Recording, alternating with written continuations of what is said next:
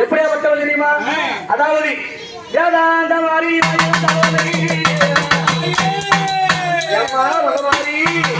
வேதாந்த மாறி நீ என் சகோதரி மாவீர சக்தி உன் பாதார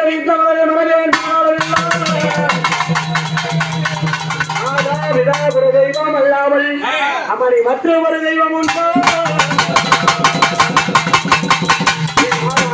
வந்து வருகின்ற என் திருபுரானந்தி உமையே மங்கள் எழுத்திட்ட போதிலே என் மங்கிலே விட்டிருப்பாய் அம்மா ஏதேதி ஜென்மங்கள் எழுத்திட்டால் என் மங்கிலே விட்டிருப்பாய் இந்த அழகானே கீச்சுவாய் எல்லையில் புகழாக வந்திரும் என் தேர்வான மகமாரியம்மன் துணை வருமா அந்த படைச்சு முகமாற்ற அமர்ந்திருக்காரு பரபத்திரகாரி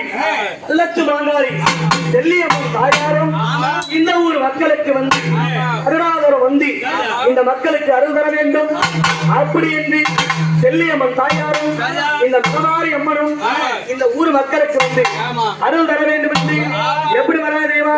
எம்மனுக்கு சமைச்ச சமயம்